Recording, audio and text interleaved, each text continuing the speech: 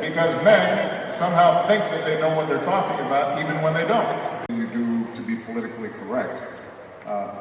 Instead, it's something that will benefit the organization, whatever that organization is. And the reason is that all of us have blind spots. All of us have strengths, but we also have weaknesses. We have different perspectives and different experiences.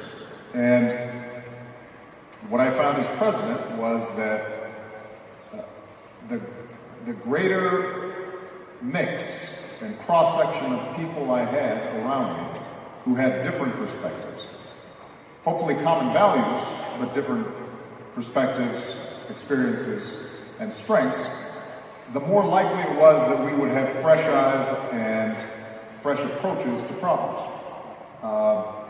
So if an organization starting at the top makes a determination that that's important, then the next step is to put your words into action, and that means being very intentional about it.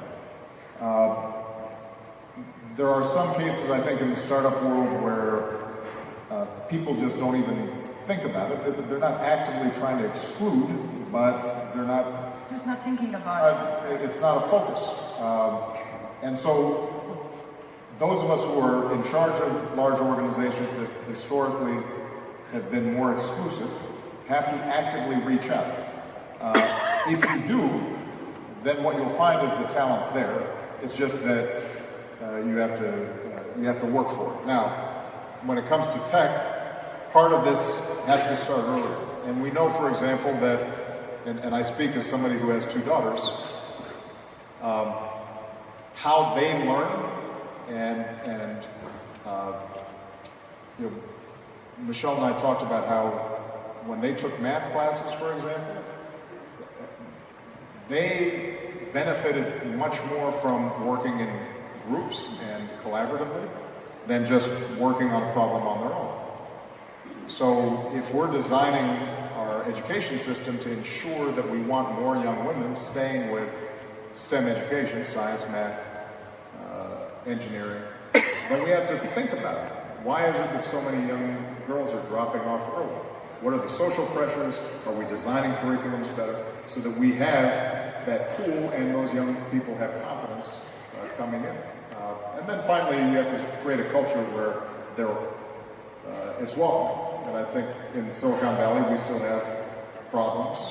I suspect that's true in technology firms here in Europe as well. They're so disproportionate men that sometimes the culture within the organization doesn't appear as welcoming as it should.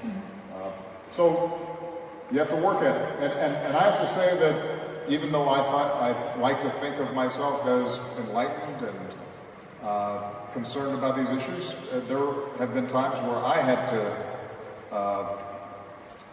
get woke, as they say, around certain issues. I remember in the White House in our second year, even though we had a lot of women in the administration, what we would find would be that when you had a group meeting, the men were doing all the talking. Yeah, right. Yeah. Just because men somehow think that they know what they're talking about even when they don't. So they